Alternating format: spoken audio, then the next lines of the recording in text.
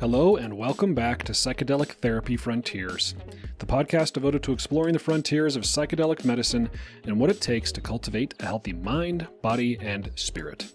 I'm clinical psychologist Dr. Steve Thayer, and today I'm joined by my co-host, Dr. Reid Robison, to talk about an important topic. I mean, all of our topics are important, of course. We wouldn't waste your time with unimportant topics.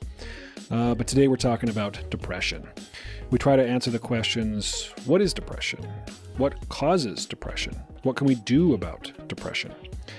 It was a fun conversation. Is fun the right word? I mean, I enjoyed myself, but this is a heavy topic. Fortunately, Reid and I have some experience and expertise. Hopefully the episode will be helpful to you. If you're willing, please share the episode with somebody you like, or somebody you don't like, I guess. It's okay to spread the love. You can also help us out by going to apps like Apple Podcasts and Spotify, where you have the opportunity to give us up to a 5-star review. That helps too. If you'd like us to cover anything maybe in greater depth that we just sort of skim the surface of in this episode, or if you want to send us any other kind of message, you can email us at psychfrontiers@novamind.ca. You can also go to our website, psychedelictherapyfrontiers.com, and submit questions and suggestions, complaints, things like that through a form on the website. So without further ado, please enjoy the episode. Here we are again. Dr. Reid Robison, how you doing? Excellent. Good. How are you, Steve?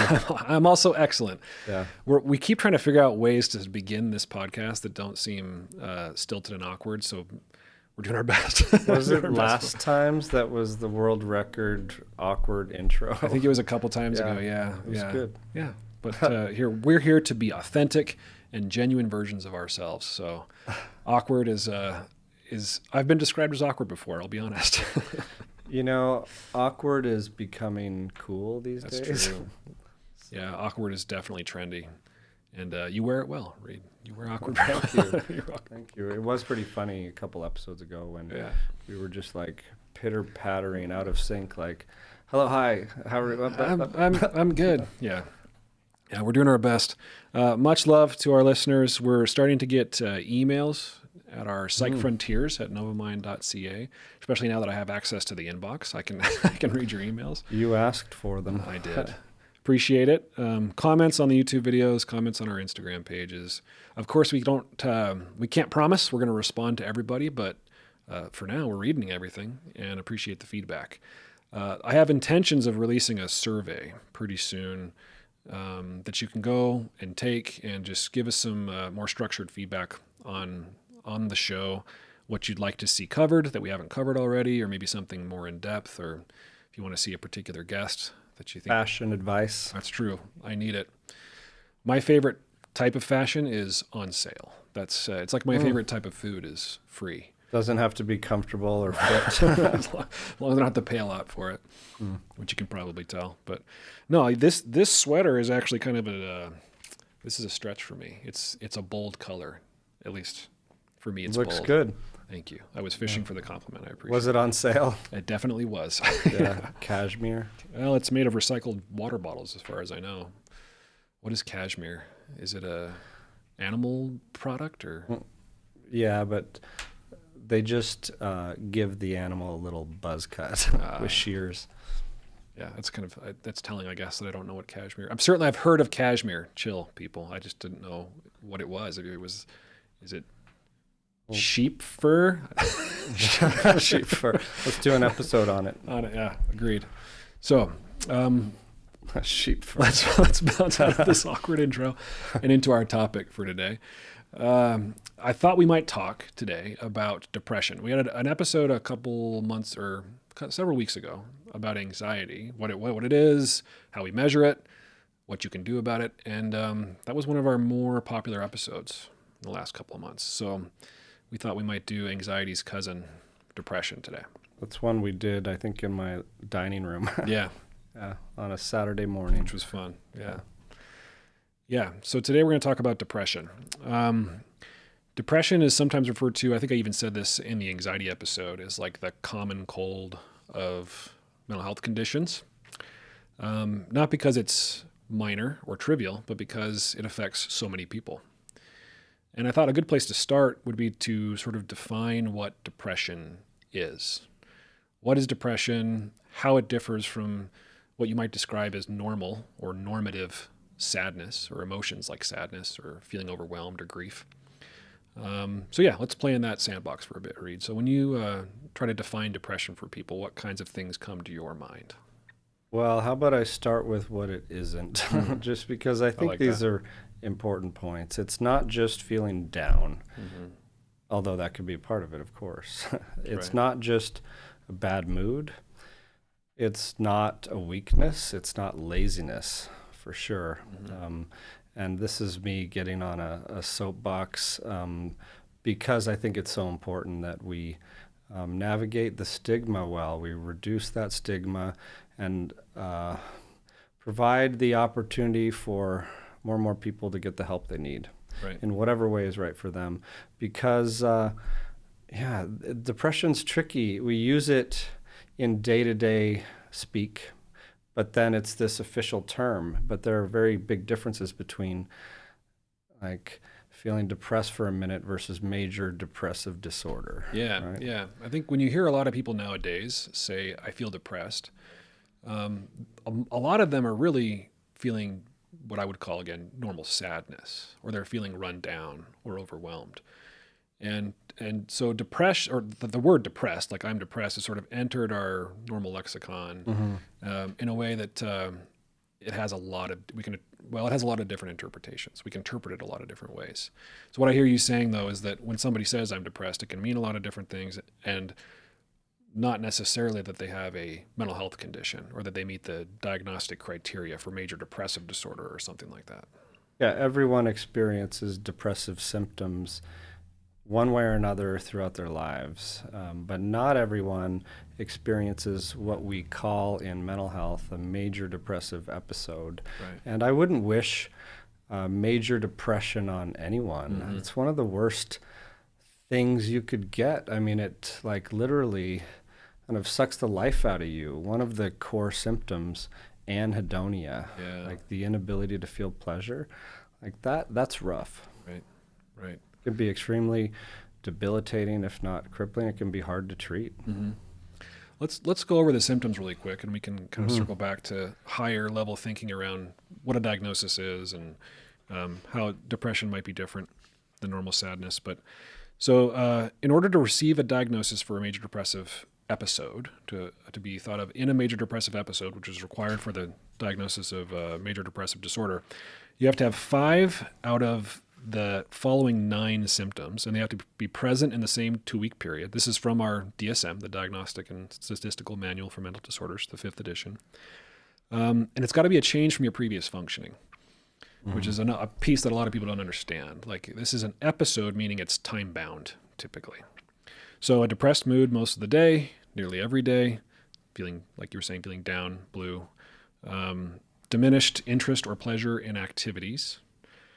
There has to be, or I guess another one of the symptoms is a fluctuation in your weight or appetite. So that's, an increase or a decrease. Same with sleep, either hypersomnia or insomnia, which, as I pause here these are kind of funny symptoms because it can be either at one end of the pole or the other end of the pole. Yeah. We'll talk about this in a second, but psychomotor agitation or retardation. So that's like your movement is exaggerated, or you're pacing a lot, fidgeting, bouncing your knee a lot, or it's or there's psychomotor retardation, slowed down, slow movements or very little movement at all. Fatigue, loss of energy, feelings of worthlessness or excessive guilt, impaired concentration or indecisiveness, and then recurrent thoughts of death, or even in more serious cases, suicidal ideation or suicidal attempts. So those are the 9. You need 5 of the 9. Yeah. I remember in med school, I stumbled upon this acronym to remember those symptoms. You've probably heard of SIGECAPS, SIGECAPS.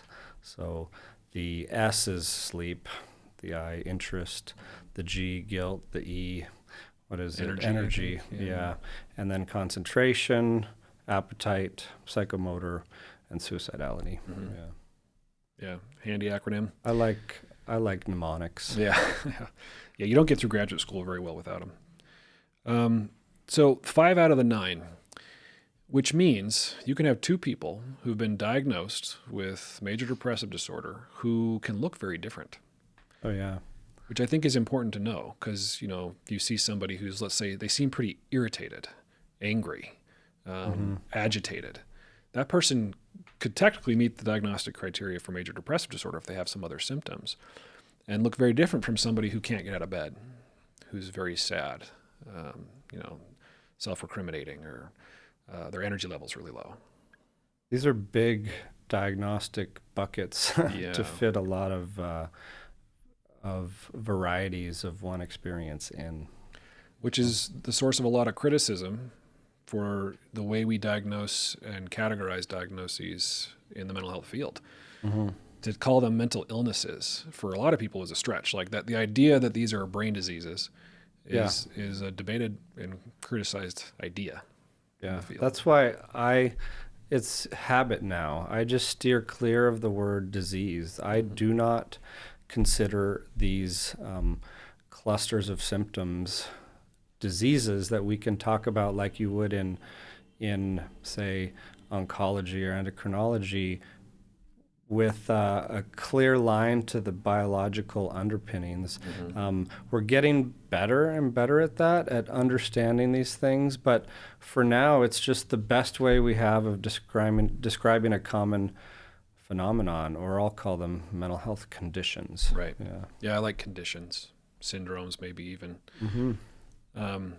Because, depression can be the diagnosis. Depression can also be a symptom of another one of these many diagnoses in this manual, which further sort of muddies the waters of discrete diagnostic categories. There is a lot of overlap out there, not just in the realm of the quote-unquote normal human experience, like normal grieving, normal day-to-day sadness or depressive symptoms, but between conditions like fibromyalgia, major depressive disorder, bipolar, of course, and other affective disorders, dysthymia, et cetera, where it's almost like we can start to break things down into symptom domains or clusters or neural circuits. Mm-hmm. Mm-hmm.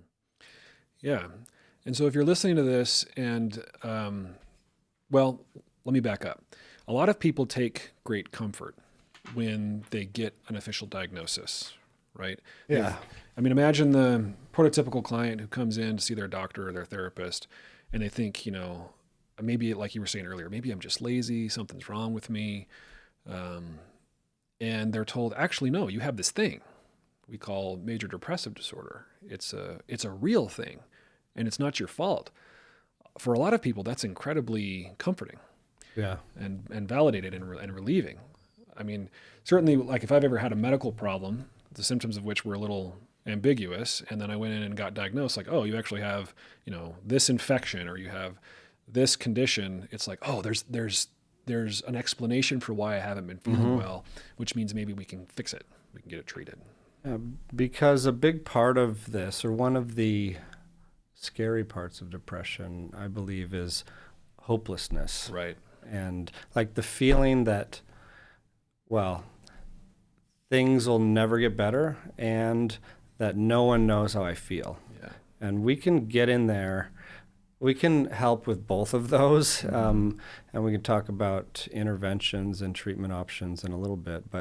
But that hopelessness, or that feeling that I'm alone in this and no one knows what it's like, we can get in there with the right kind of empathetic abiding. We can get in there and help with that pretty quickly. Yeah. And being able to communicate to people that the depression is a thing that's been studied and identified, it's even in our big fancy manual, helps with that process, I think. Yeah. People, you can get in there with empathy, and people can feel it because you can say, yes, this is a real thing. You're not uniquely distressed in this way. And we talked about last time in our personality episode, the biopsychosocial model we use in mental health, and bringing in the biological underpinnings of depression, that nature and nurture together component does help take some of that self-blame out of the equation. Yeah. Because the self-blame in major depressive disorder can be intense. Like there's one symptom that I don't think is really well or clearly accounted for in the 9 symptoms that you mentioned. It's touched on, but it's this cloud of negativity where you don't, of this trance of unworthiness that is really hard to pierce in depression, like this feeling that you're not good, or you're not good enough, or you can't do anything right, or everything is going terribly, even if things aren't. It's almost, some would call it a confabulation type phenomenon. Yeah, yeah. Even a delusion in some ways, or from the cognitive behavioral therapy perspective, it's a negative core belief or a distortion of rational thought. Hence the benefit of addressing those distortions with cognitive behavioral therapy, for example. Yeah, and when you understand that, this trance of, what did you call it? This unworthiness. I love that, trance of unworthiness. And when you understand that, it helps you understand suicidal thinking and behavior a little bit better, like have a little bit more empathy. One of the biggest risk factors for people who have suicidal thoughts, who are likely to attempt or complete suicide, is this perceived burdensomeness. Yeah. The idea that they are a burden to others. So if it's just baffles your mind, if you've had a loved one who has experienced suicidal thoughts or attempted or completed suicide, why would they have done that? Well, if you can understand this process, then it's maybe a little bit easier to have empathy for why they might. They think the world, their loved ones, would be better off without them because they're a burden, or they're fundamentally flawed or unlovable.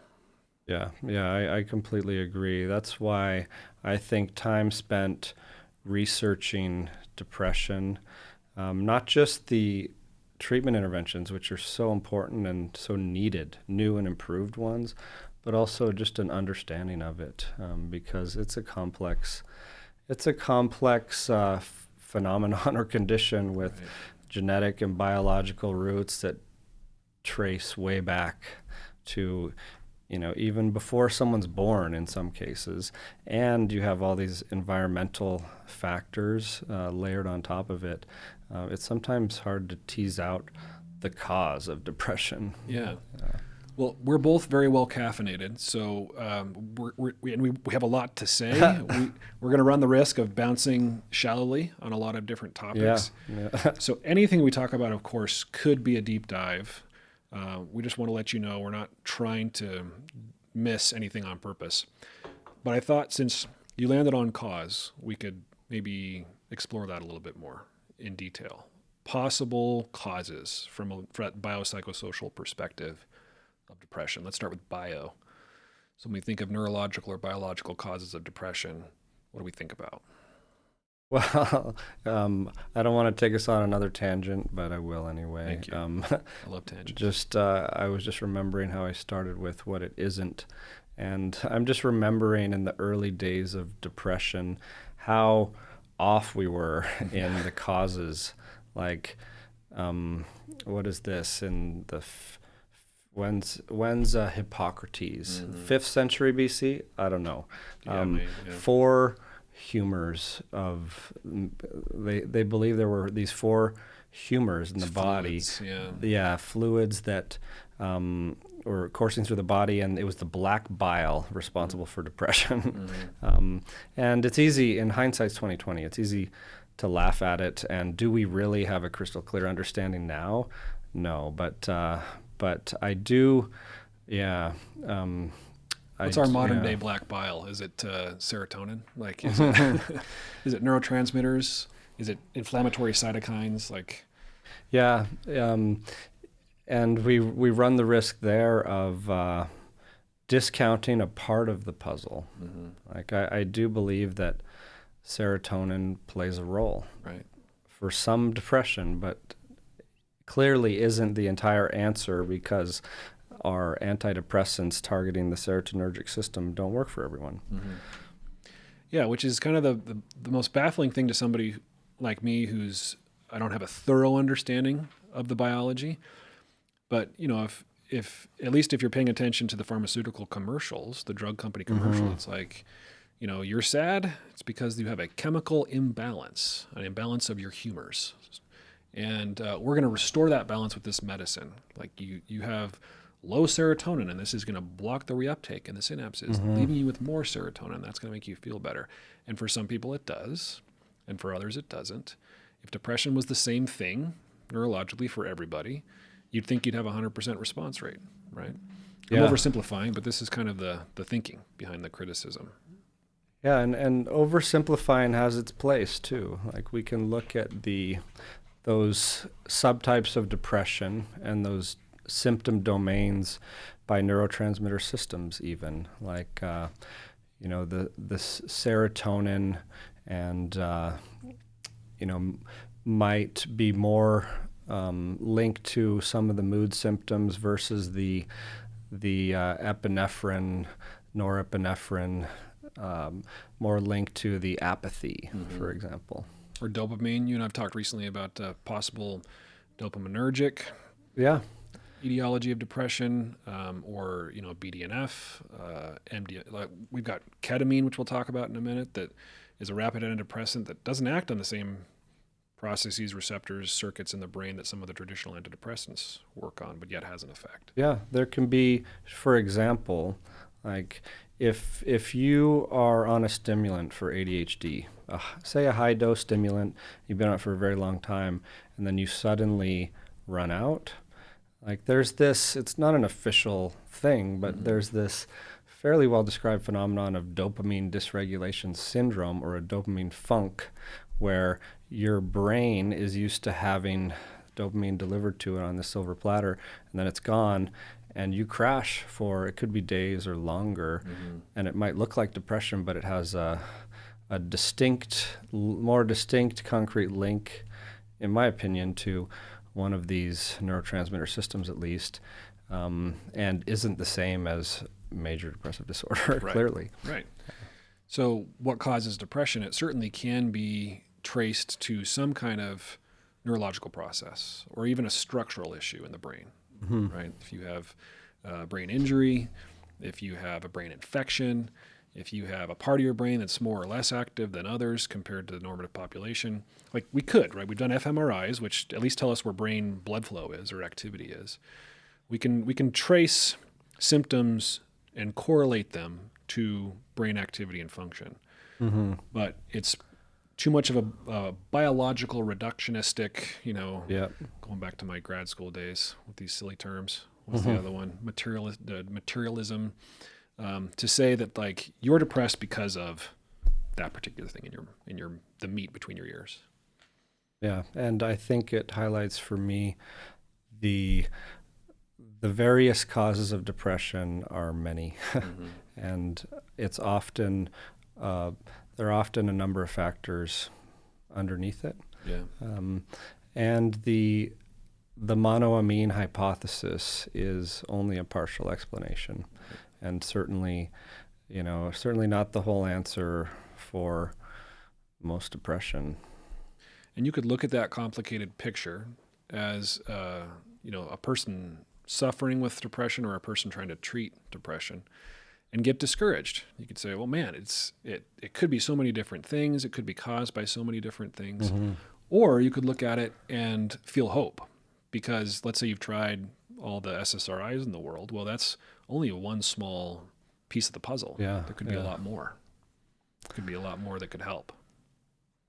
Yeah, so I like to break up our understanding of depression into two main categories, like the biological understanding and the psychological, let's say, which could include a lot of different things, but including societal, cultural, environmental influences, our emotion-focused understanding of depression, for example, and how culture has played into fear and avoidance of emotions. Yeah, we talked about personality a little bit in our last episode, and some of the same points apply here. There are as many different theories about what causes depression from this psychological perspective as there are about what makes us who we are. theories about the persona or the personality, and psychotherapies, right? Psychotherapies are usually based on a particular ideology or a theory about how the mind works and how and then how it doesn't work, and then how to help it work better. So like you say, there could be lots of different causes from the psychological perspective. I mentioned CBT earlier, so maybe we can touch on that idea, right? That if you are depressed or down and it's impairing your functioning, it might be because you have developed really negative and probably irrational beliefs about a lot of different things. Let's say your worth or your efficacy in the world or what you deserve. And they're often tied to feelings of shame, that you're not worthy of certain things like love, affection, or attention. And then those beliefs affect your behaviors. They influence your emotions. And then, the product is somebody who looks very, very depressed.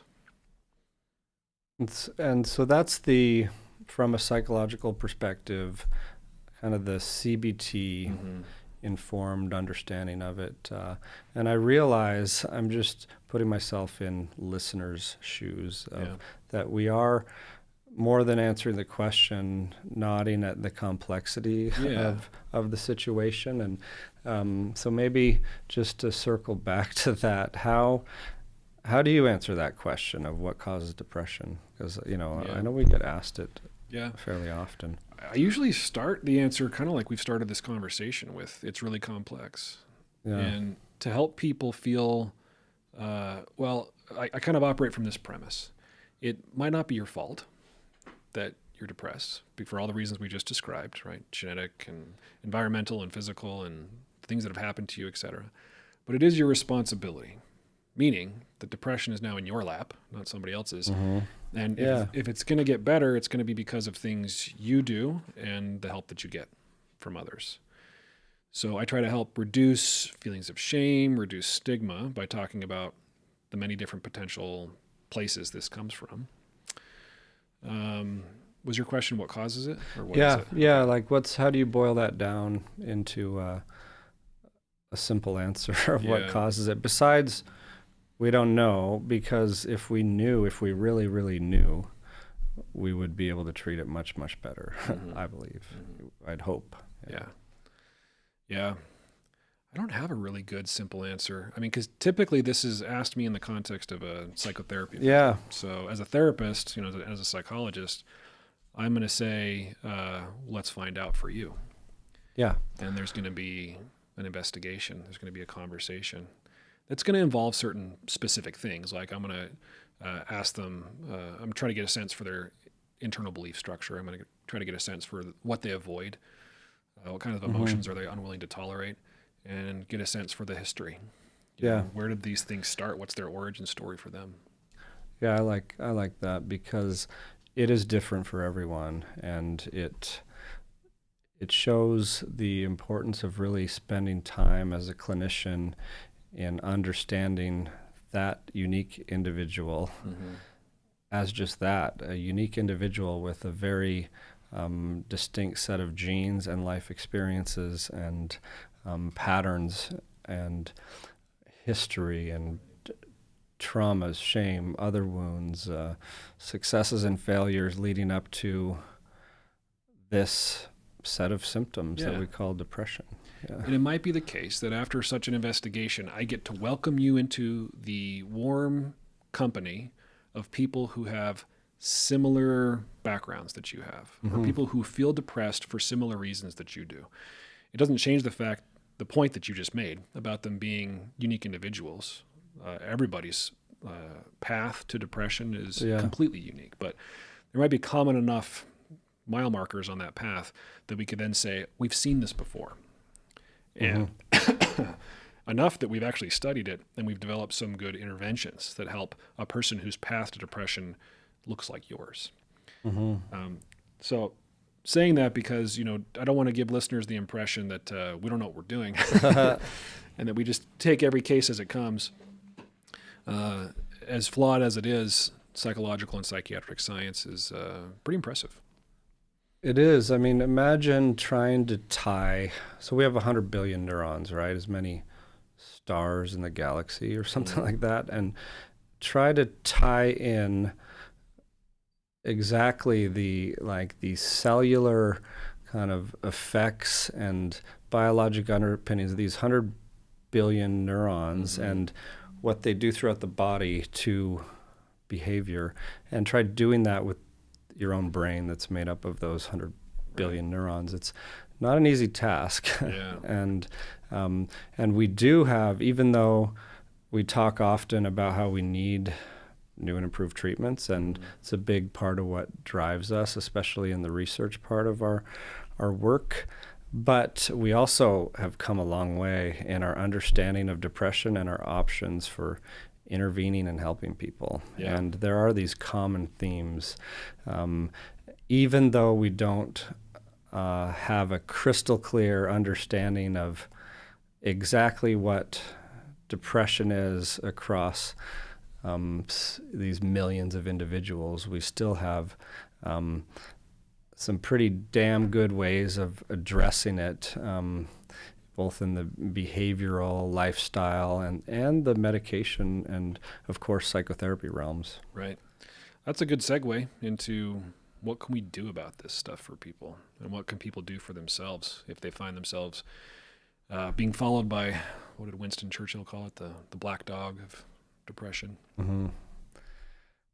Yeah, it is like a black dog or a cloud. Mm-hmm. You remember that painting I had in my office in Springville? Yeah. It's now in my home office, but it was gifted by a client's mother who had painted her visual understanding, interpretation of depression by painting this individual with kind of a somber look on his face and a cloud over his head that cast this shadow over all of him, but you could also see beyond that there was sunshine that he couldn't see. Yeah. So how do we get people to that sunshine? Well, fortunately, like you were talking about, there's a lot of great ways that we can help people, or that people can help themselves if they find themselves depressed. Some of the sort of the lower hanging fruit would be, if you're not in therapy, try to get in therapy. Mm-hmm. And if you're going to ask me what kind, it kind of doesn't matter, to be honest. Sometimes it matters. Most of the times it doesn't. There are many paths up the mountain of recovery. What's most important is that you feel attended to and cared about, and have a good what we call a working alliance with your counselor, your therapist. Mm-hmm. Most of the outcome research suggests that does most of the heavy lifting for whether or not you get better. Because most therapists these days do have a number of tools in their toolkit. Yeah. You know, it's more rare to find someone who is only CBT, only DBT, only EFT. Right. And we're seeing more and more of these of skilled clinicians who can bring in more than one approach as needed as they encounter these signposts along the way to healing. Yeah, and the maybe not so dirty secret in the therapy world is that most therapists practicing have an integrative or an eclectic approach. They're not, like you said, strictly one particular therapy or the other. Now, some therapies have been studied thoroughly for certain conditions, like cognitive behavioral therapy for depression or generalized anxiety disorder has been studied pretty thoroughly. Exposure and response prevention to OCD or phobias, studied pretty thoroughly. And if you have those conditions, you might want those kinds of therapy, or dialectical behavior therapy for borderline personality disorder. So I'm not saying that the type of therapy doesn't matter, but a good relationship with somebody you click with matters the most. Yeah, so there's psychotherapy. There are both medications and non-medication treatment options. I'm referring to this kind of strange futuristic term of like neuromodulation, or sometimes called somatic treatments like TMS, ECT, even vagal nerve stimulators, deep brain stimulators have been studied. Yeah, so for the uninitiated, TMS, transcranial magnetic stimulation, that's like wearing a portable MRI in your head, this little cap that stimulates certain regions of the brain with, this is my understanding of it, with magnetism, and has pretty good outcomes. Yeah, and it's based on this understanding of depression. A couple things: neuroplasticity, like neurons that fire together, wire together. You can retrain your brain in more of a positive or less depressed direction. And it's also based on the finding in research studies that brains with serious depression can be seriously underactive, especially in some areas like the prefrontal cortex, for example. And so TMS, transcranial magnetic stimulation, takes this MRI strength magnet, and you come into the office 30-something days in a row for a half an hour session, usually weekdays and usually tapering off a bit at the end.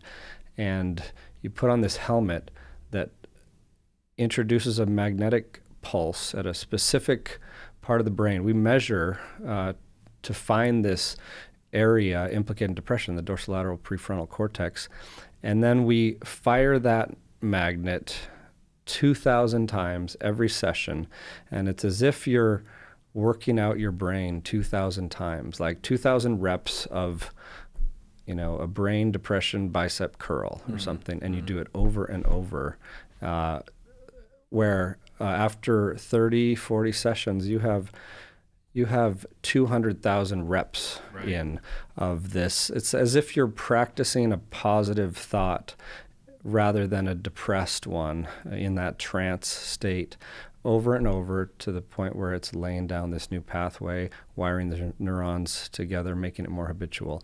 And again, it doesn't work for everyone, but it's really impressive that that technology exists and has existed for a decade or more, even in the treatment world. It reminds me of this story attributed to Bruce Lee, that he used to put these electric leads on his muscles that would just flex the muscles for him to get those reps in. I've tried those. Have you seen on infomercials? You could buy those pads that you put on your abs. Yeah. I don't know. Oh, it was like a TENS unit or something. They use them for physical therapy. Yeah.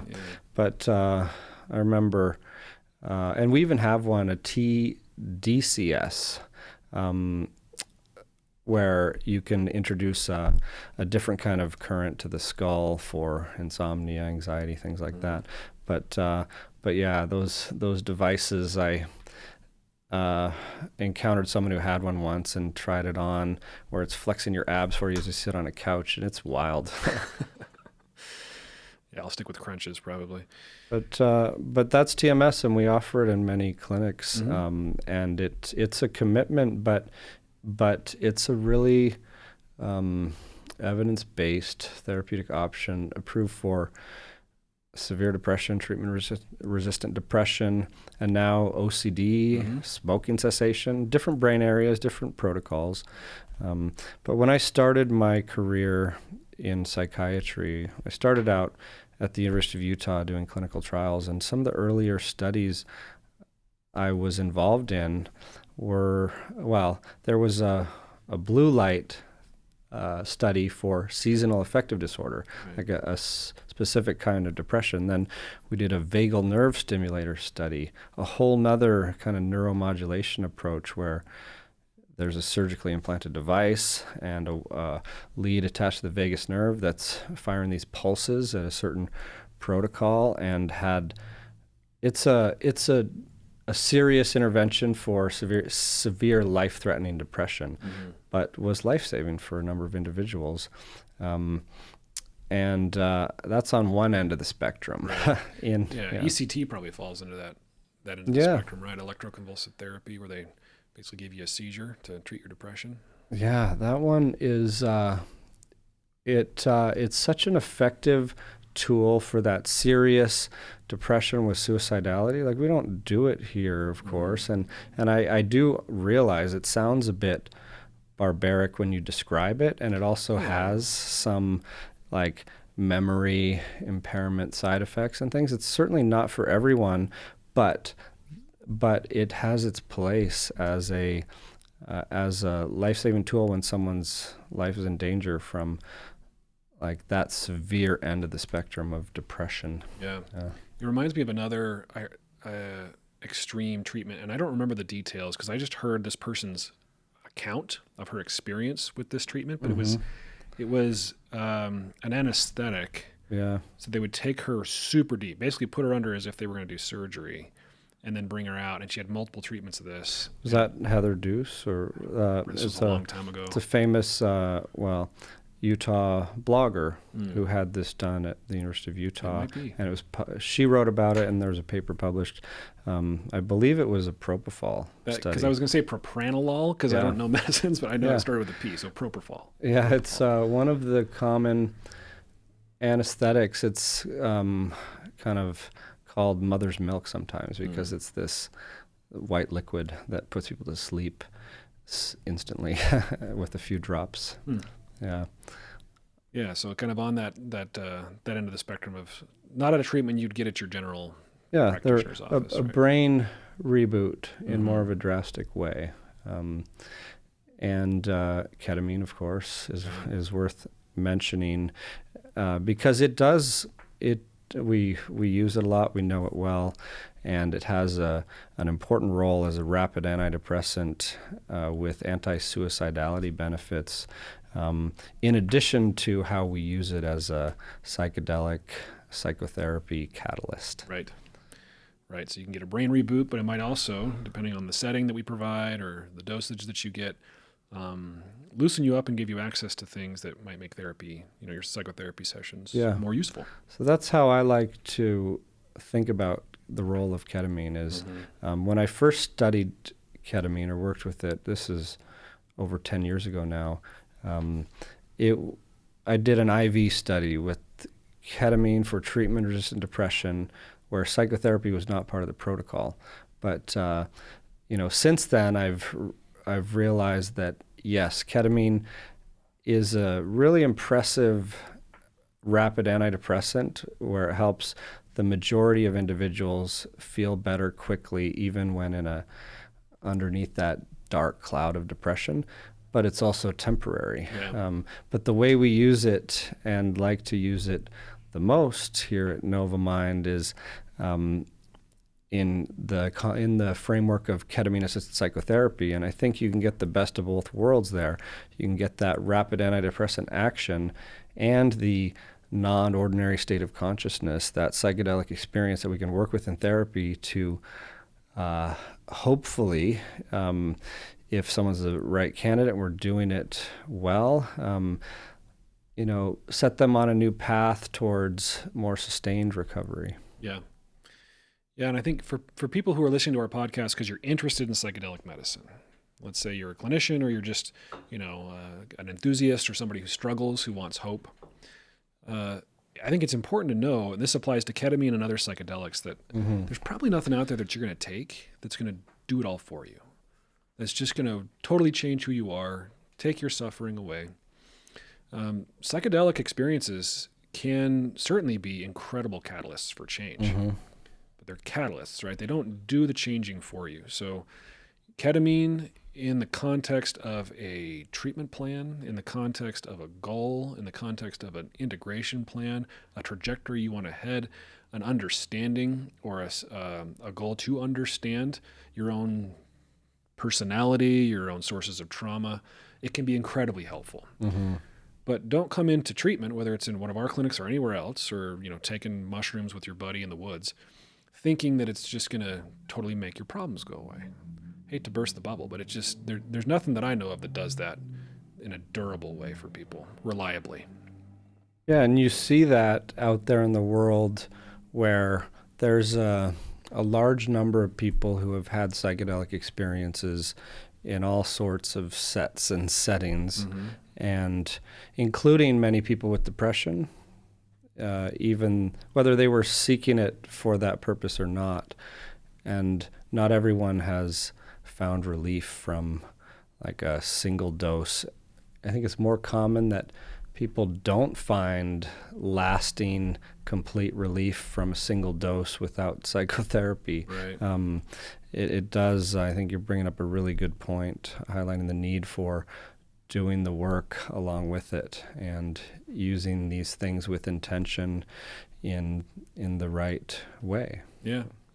Yeah, and I think what we're talking about here can be attributable to just the nature of the human mind. Mm-hmm. I was looking at the books on my desk earlier today, and my eyes fell upon Dan Gilbert's Stumbling Upon Happiness. Mm-hmm. Yeah, I have that book too.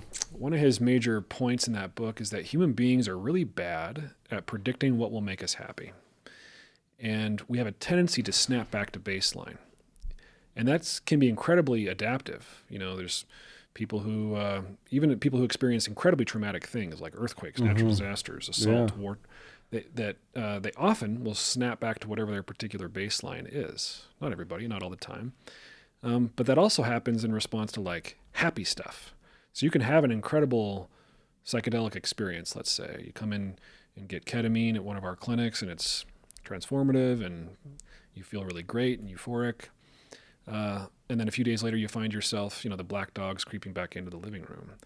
It's not because the treatment didn't work. It's not because something's wrong with you. It's because this is the nature of the human mind. We're like rubber bands. Mm-hmm. And that's why we emphasize, like you were talking about so much, the process, but also the discipline. It's a practice to be aware of the traits and aspects about you that contribute to suffering, and then to do the things that you know how to do, or you can learn to do, to compensate, to heal, to grow, or to change perspective. Mm-hmm. Yeah, so when we introduce these treatment interventions, whether it's ketamine, whether it's a course of CBT, whether it's Prozac as an SSRI, it's addressing part of the puzzle, part of the equation. And that can be really meaningful for some people. Yeah. Like I can tell you that, I'm a fan of the psychedelic renaissance and this approach to going at more at the root cause, the underlying cause, and not having to take a daily pill, for sure. Like, who wouldn't be?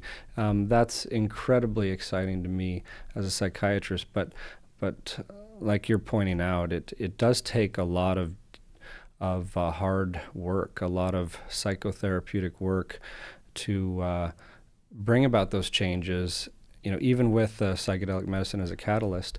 And there's nothing wrong, in my opinion, with approaching your depression with an SSRI at first, or a course of talk therapy, and then just looking for those things that will help you get your life back from a major depressive episode or disorder. And it is a process of exploration, or sometimes we call it trial and error, even in finding what works for every unique individual. Right. And Reid, you and I are mental health professionals, so we have and clinicians, right? We have a bias toward people coming and getting help from a licensed professional. But you and I also both know that you also shouldn't feel bad at all for looking for help for your depression in other places, like a self-help book, or a podcast from someone that you really like, or a stand-up comedy show, or a loving friend, or the mountains, or the ocean, or your church, or your religious organization, or your yoga studio. Like, there's a lot of places to inject meaning into your life and connection, and to address what we're calling depression. Oh yeah, I'm a huge fan of all of those, and that's an important thing to point out. Long before and long after Prozac and surrounding any intervention you do, I think the lifestyle factors are extremely important to take an inventory of. In fact, it's reminding me of how in many shamanic cultures, when you were depressed or feeling depressed, disheartened, dispirited, whether it's severe, mild, short, or long term, you might go to the shaman or medicine woman, medicine person, and they might take an inventory of, like, when did you stop singing, dancing, communing with your tribe, your people, seeking comfort in the mountains, or enchanting one another with stories and by the fire, things like that that I think are a big part of the puzzle. Yeah, man. Conversations like this always have me reflecting on my blind spots and my the biases that are sort of baked into my personality. And we're Americans, we're Westerners. We have a tendency to look at people in this sort of self-contained, atomized, individualistic way. Maybe I should stop saying we. I. And so it's easy to forget that, there are some maybe collectivistic or social, societal variables to look at when somebody's struggling, and that might even do some of the heavier lifting. Yeah, our society is not very friendly to depression now. Like in this more and more disconnected world, especially over the past year or two with added social isolation thrown into the mix. And the fear, just lots of fear. Yeah, early in my career, even before going to med school, I was on this, personal crusade to try and save the world. No, I would go to different countries on humanitarian trips over and over. Like, I think I started with Guatemala as a pre-med. After the earthquake in Haiti, I was on faculty at the University of Utah, but I got some leave to fly out there and work in tent clinics. So I went with the Global Health Alliance to like rural Africa, or went with the social work school to Burmese refugee camps along the Thai-Burma border. And at first I thought, I'm going to bring our cool, fancy, advanced science to the world. Yeah. But I quickly, or over time at least, realized that no, I had more to learn from these other cultures than I had to bring or give. And it really hit home when I had my first ayahuasca experience a number of years ago. It started to make sense of like these indigenous cultures, these deep ancient traditions and ways of healing have so much more to offer that it was a blind spot for me. I went out to the jungle seeking a potential treatment option, a medicine for my clients, but certainly got way more than I bargained for by, having this full flowering, embodied experience of like a complete mystical psychedelic experience in that ayahuasca setting with these Shipibo shamans and all these other people in this cohort connected, united on this like psycho-spiritual adventure that just kind of blew my mind and heart wide open and changed the way I view these things. And I remember sitting on the boat coming back from that, just saying, never again am I going to approach ketamine as only a medicine, for example, without the ceremony, the ritual, the psychotherapy tied to it in whatever way I can, and just an openness to these other approaches that can teach us so much. Yeah. What you just said reminds me of why it's easy to trust you, because you are willing to look at the places where you think your blind spots are. Like, you have a very humble approach to treating other people, to treating mental illness, mental health conditions, and it's informed by lots of different experiences. But there aren't experiences you would have had if you hadn't had the humility that you have, right? Well, thanks, Steve. You're welcome. Yeah, it's a sincere compliment, and I think it's also sort of messaging for the people listening. If you're looking for people to help you, whether it's mental health professionals, physicians, any kind of helper, a coach, a guide, humility and self-awareness are really important traits to look for in a professional helper. Yeah, it's a good point, and I appreciate the compliment. It means a lot, and the it's a good point in terms of looking for someone to guide you to a place of wholeness or healing. Yeah. And no one's gone through exactly what you have. That might be a a hard thing to find. Like, so, you can find some of that, but someone who's willing to get in there with you and understand your unique journey and help figure it out and guide you home. Yeah, some people are really good space holders and really good empathizers, and so even if they haven't been through exactly what you've been through, they can do a good job of helping you through your journey. Anything else about depression that you think our listeners might need to know? I think we've been chatting a while on this surface level of what depression is and some of the ways we approach it, like in these broad categories of